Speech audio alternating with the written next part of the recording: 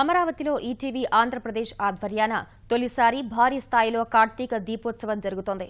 రాజధాని శంకుస్థాపన జరిగిన ఉద్దండరాయనిపాలెం వేదికగా నిర్వహిస్తున్న కార్యక్రమ వివరాలను మా ప్రతినిధి నాగేశ్వరరావు ప్రత్యక్ష ప్రసారం ద్వారా అందిస్తారు.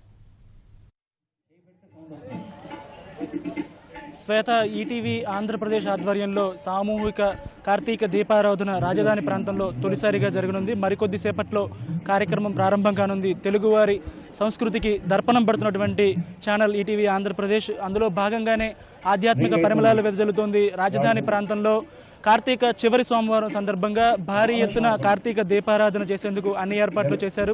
ఉద్దండరాయనిపాలెంలో రాజధానికి నవ్యాంధ్ర రాజధానికి శంకుస్థాపన జరిగినటువంటి ఉద్దండరాయనిపాలెంలో ఈ కార్యక్రమం జరగనుంది. మరికొద్ది సేపట్లో ఇక్కడ కార్యక్రమం ప్రారంభం కానుంది. ఈ కార్యక్రమం యావత్తు కూడా ఈటీవీ ఆంధ్రప్రదేశ్ ఛానల్లో మరికొద్ది సేపటి నుంచి ప్రత్యక్ష ప్రసారం కానుంది.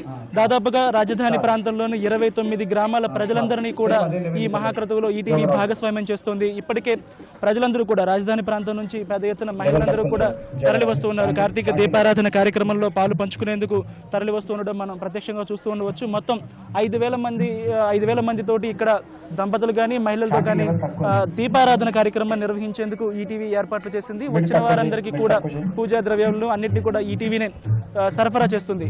మొత్తం శాస్త్రోక్తంగా కార్యక్రమం ప్రారంభం కానుంది. పండితులు సాయంత్రం 6 గంటల నుంచి కార్యక్రమాన్ని ప్రారంభిస్తారు. అంతకంటే ముందుగా ఈటీవీ పాడుతా తీగ బృందం గాయకులు గీతాలాపన చేస్తుంటారు, భక్తి గీతాలాపన చేస్తారు. ప్రముఖ గాయకులు మనో, మాలవిక వంటి సినీ గాయకులు అందరూ కూడా ఇక్కడ కార్యక్రమంలో భక్తి గీతాలాపన చేస్తారు. ఆ తర్వాత లింగోద్భవ కార్యక్రమం ఇక్కడ ప్రత్యేక ఆకర్షణగా నిలవనుంది. ఆ లింగం ఉద్భవించే దృశ్యాన్ని ఇక్కడ చేసేందుకు ఏర్పాట్లు చేస్తున్నారు. ఇక నవ్యాంధ్ర రాజధాని నిర్మాత అయినటువంటి రాజధాని నిర్మాణాన్ని ఇక్కడ ప్రతిపాదించినటువంటి ముఖ్యమంత్రి చంద్రబాబు నాయుడు ఈసారి ఇక్కడ జరిగేటువంటి దీపోత్సవానికి ప్రత్యేక అతిథిగా హాజరవుతున్నారు. మరికొద్ది సేపట్లో 6 గంటల తర్వాత ముఖ్యమంత్రితో పాటు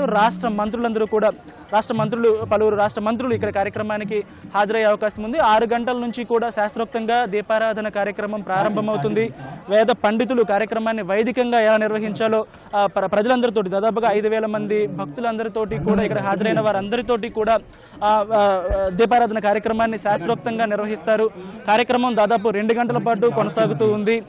గుంటూరు జిల్లాలో ఉద్దండరాయనిపాలెంలో ప్రధానంగా రాజధానికి శంకుస్థాపన చేసినటువంటి ప్రాంగణంలోని ఈ కార్యక్రమాన్ని నిర్వహిస్తూ ఉన్నారు. కిందటేడాది అక్టోబర్లో ప్రధానమంత్రి నరేంద్ర మోదీ ఇక్కడ రాజధాని కోసం శంకుస్థాపన కార్యక్రమాన్ని నిర్వహించారు.